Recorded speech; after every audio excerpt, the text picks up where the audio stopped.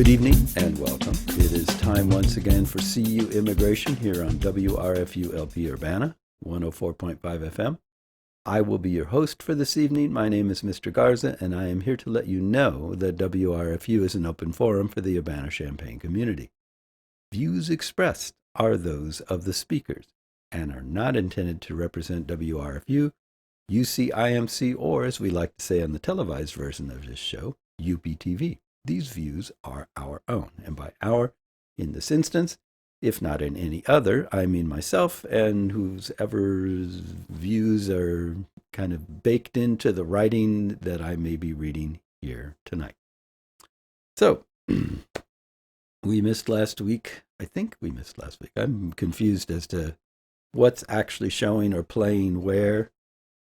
Because these get divided up in strange ways, and it's hard to keep track of. So I don't know. If I missed last week, I'm sorry. I'm here again. If I didn't miss last week, then I'm not sorry, and I'm here again. So either way, I'm here again. So here we go. Let's start off with some fact-checking from factcheck.org. This is entitled The Facts on the Increase in Illegal Immigration. It's posted March 23rd, so just not that long ago. Democrats and Republicans are pointing fingers over an increase in illegal immigration at the southern border, and notably an increase in children traveling alone. While Democrats argue the surge began before President Joe Biden took office, Republicans argue Biden's welcoming policies are to blame. A rise in border apprehensions did begin prior to the election under then-President Donald Trump, but the increase in unaccompanied children has spiked significantly in the first full month of the Biden administration. The unaccompanied children are being held in custody in large numbers while the administration tries to catch up with a backlog in housing and processing them. We'll take a look at the immigration statistics and facts behind the recent increase. How many people are trying to cross the border illegally? Let's start with a look at the big picture. Apprehensions on the southwest border peaked in 2000 at 1.64 million and have generally declined since, with some fluctuations. In 2017, apprehensions hit the lowest level since 1972, but they spiked in fiscal year 2019 at 851,508 and fell back down to 400,651 in fiscal year 2020. On a monthly basis, over the past year, apprehensions plummeted to 16,182 in April 2020, as the coronavirus pandemic and economic shutdowns gripped both the U.S. and Mexico. But then apprehensions started ticking up again, increasing noticeably in late summer and fall. By October, 69,022 people were apprehended on the southwest border, up 79% from July. In February, the figure was 96,974. While the bulk of the increase comes from single adults, the number of children arriving at the border without an adult has gone up as well. Tony Payan, director of the Center for the United States and Mexico at Rice University's Baker Institute for Public Policy, wrote in a March 15 blog post that, quote, "The current situation at the border is neither a unique crisis nor the result yet of Biden's policy changes," end quote. In a phone interview, he told us that while the apprehensions numbers are spiking now, this is not a new crisis. Instead, it has been going on since 2014, when we first saw unaccompanied minors and family units arriving at the border and turning themselves in, and the problem has plagued each administration since. As the chart above shows, apprehension spikes under the past two presidents in 2014 and 2019 similarly included sizable increases in family units and unaccompanied children arriving at the border. Other immigration experts writing in the Washington Post agree that the current increase in apprehensions fits a predictable pattern of seasonal changes in undocumented immigration, combined with a backlog of demand because of 2020's coronavirus border closure. It's not a surge, they said. Overall, Payan said, the patterns of migration do not seem to correlate to any specific U.S. immigration policy. The numbers seem to go up and down on a logic of their own. People leave their home countries for reasons other than U.S. policy, such as deteriorating economic, political, or public safety conditions. How does this increase in unaccompanied children crossing the border compare with past increases? The recent numbers are on track to rival or surpass the spike of unaccompanied children apprehended in 2019. A report from the Nonpartisan Congressional Research Service sums up the trends in what the government calls UAC, unaccompanied alien children, this way. In federal year 2014, the Department of Homeland Security, Customs and Border Protection apprehended 68,541 UAC, or unaccompanied children, a record at that time.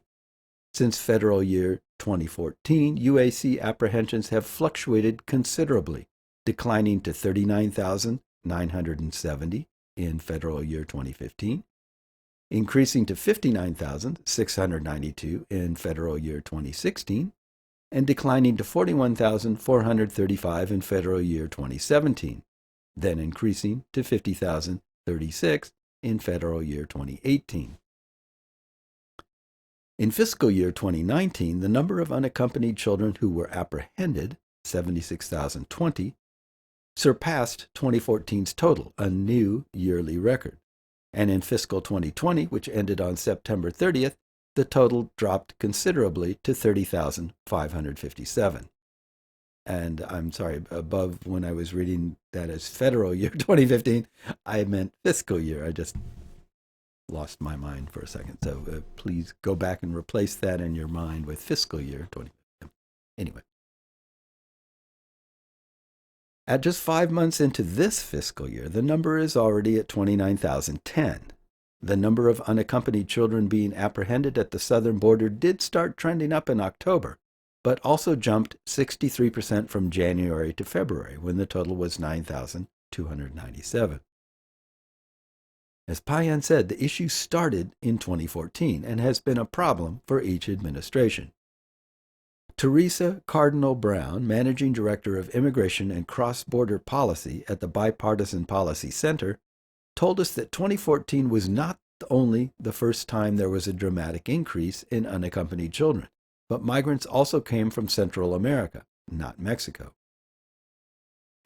The border facilities and the system of processing unaccompanied minors under law were designed for the time when the vast majority of encounters at the border were single adult Mexican males who were processed and returned across the border very quickly, often within a day, Brown said in an email. But Central Americans could not be sent back across to Mexico, and if they applied for asylum or were UACs, would have to be taken into custody and provided an opportunity to make their case in immigration court. Sarah Pierce, a policy analyst with the Migration Policy Institute, said the increases of families and unaccompanied children in 2014 and 2019 overwhelmed U.S. resources. In both of those years, the flow of immigrants were driven primarily by long-standing push and pull factors. Those push and pull factors include poverty and violence in migrants' home countries, and economic opportunity in the U.S., family ties, and border policies on children and families, as the Migration Policy Institute outlined in a 2019 report. In 2019, another factor was a chaotic implementation of restrictive southern border policies under Trump, Pierce told us. The difference this year is that the increase overwhelming U.S. resources has been entirely driven by unaccompanied child migrants, Pierce said. The flow is due to push and pull factors, as well as the coronavirus pandemic caused economic crisis and recent hurricanes.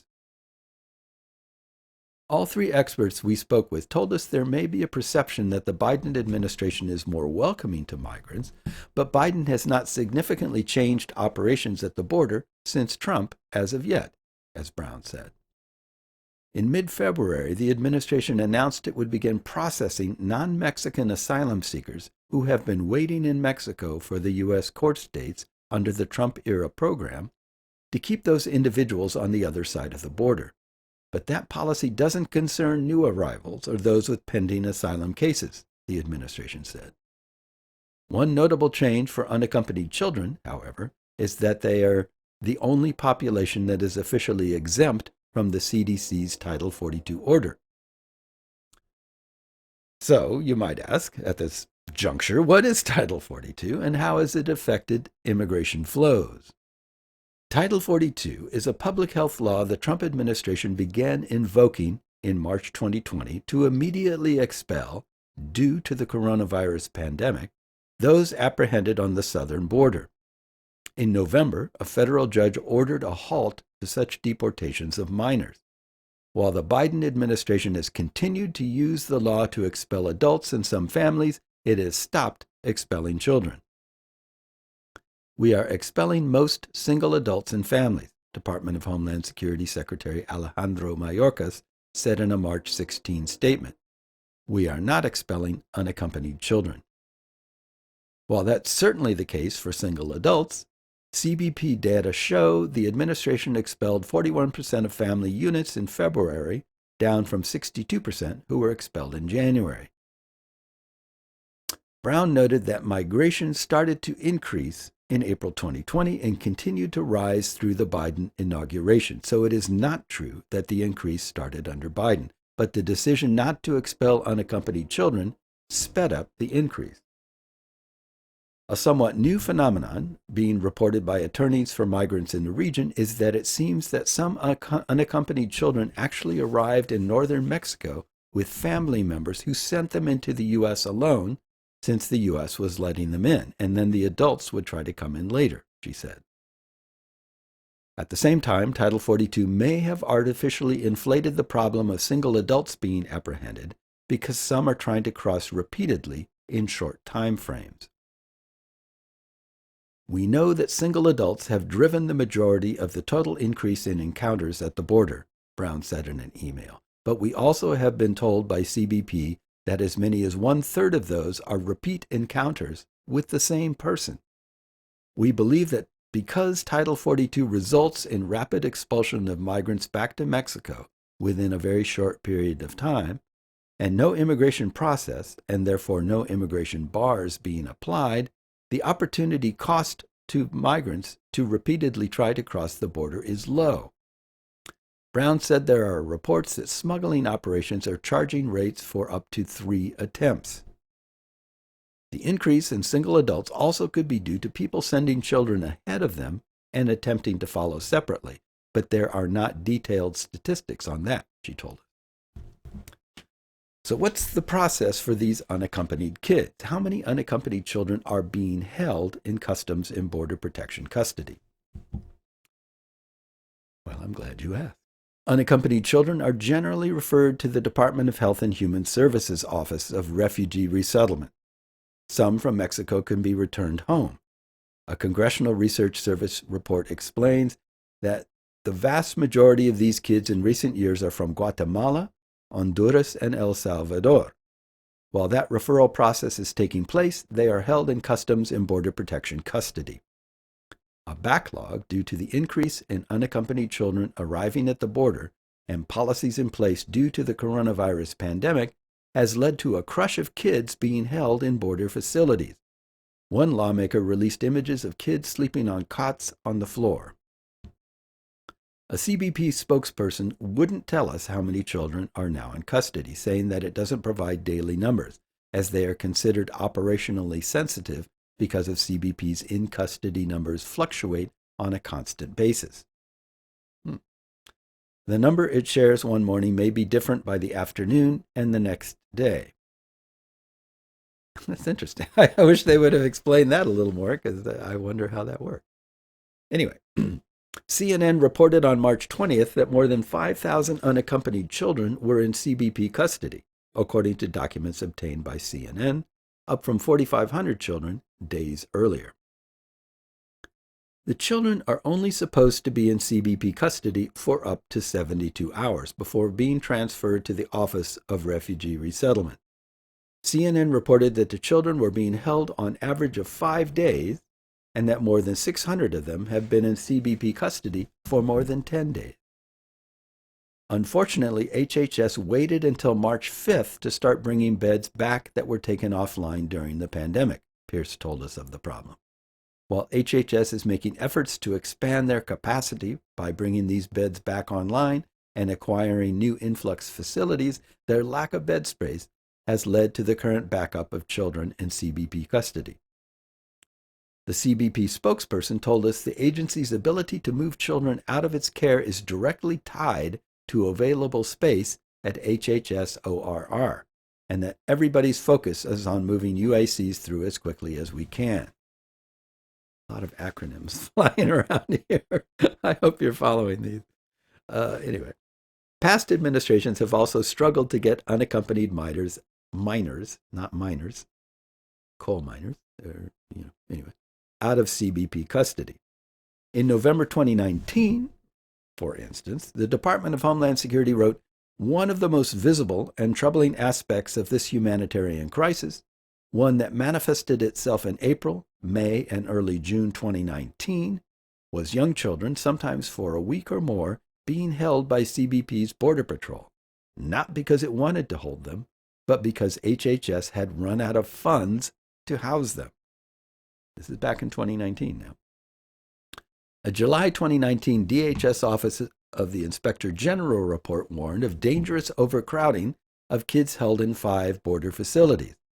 It said CBP data showed 2,669 children, some who arrived at the border alone and some with families, had been held for more than 72 hours, with some children younger than 7 years held more than 2 weeks. Once with the Office of Refugee Resettlement, children stay in shelters while awaiting immigration proceedings, including asylum, before being placed with a sponsor, who could be a parent, another relative, or a non-family member. In fiscal year 2019, 69,488 children were referred to the Office of Refugee Resettlement, which has cared for 409,550 children since 2003. The HHS press office told us there are currently about 11,350 children in ORR care. Data from HHS from fiscal year 2012 through 2020 show that at least 66% of referred children each year have been male.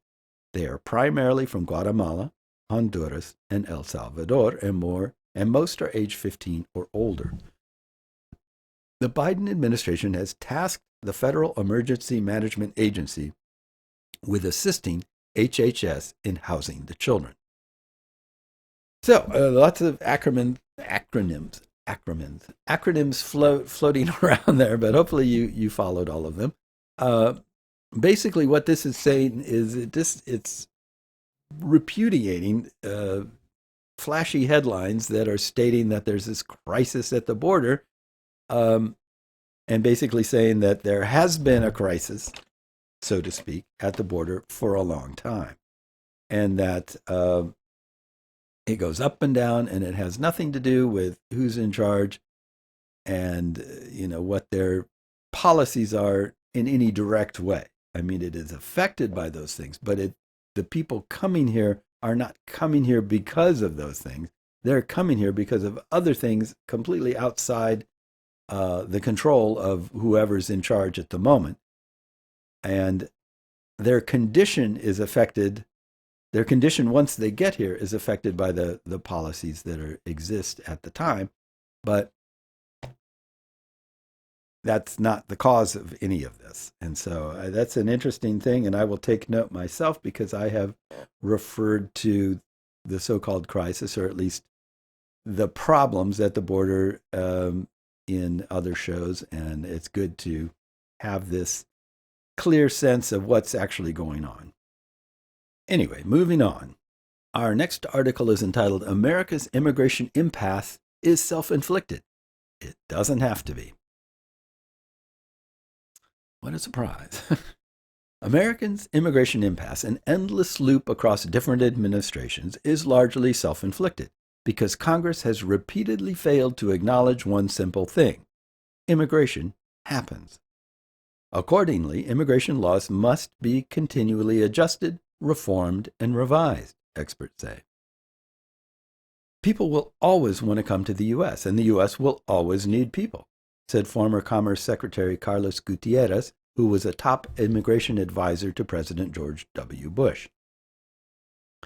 Until there is a system that allows enough legal immigration to meet the economy's needs, there will be illegal immigration, Gutierrez said. That's just part of how our economy is set up. It's part of demographics. Our birth rate is not high enough to be able to fill the needs of our economy. The coronavirus pandemic reinforced the importance of immigrant labor to the American economy, including labor by the undocumented. It opened many Americans' eyes to the precariousness of the U.S. food supply, which depends on immigrant and undocumented farm workers and meat plant workers, as well as to other immigrants' roles as essential workers, such as home health care aides, nurses, and paramedics. All of those people and many other immigrants, including young immigrants, often called dreamers, based on never-passed proposals in Congress called the DREAM Act, will play a key role in helping the economy recover from its pandemic bust. But immigration requires periodic calibration, and the economics and the changing patterns are lost in the politics. People are going to move, as they are all around the world, where you think they can find better places to better feed their children. That's the bottom line, and that's the history of migration to the United States, says Luis Fraga, director of the Institute for Latino Studies at the University of Notre Dame. The Biden administration is grappling with how to proceed and house children and teens crossing the border. Many minors have cited a simple reason for coming: to reunite with a parent who's already here, part of a previous migration. Meanwhile, millions of dreamer young adults have spent most of their lives in the U.S., having immigrated as children but lacking legal status. Most immigrant farm workers, who make up a large and essential part of the workforce, don't have the protection of work permits or green cards. The House passed 2 bills to give dreamers and farmers a path to legalization, but Senate Republicans have pretty much said it's dead on arrival, and they want a sweeping immigration bill that also tackles border enforcement. The immigration impasse has lasted long enough for multiple generations of young immigrants to have come of age here and moved into adult lives of limbo, stagnating their economic mobility along with their communities.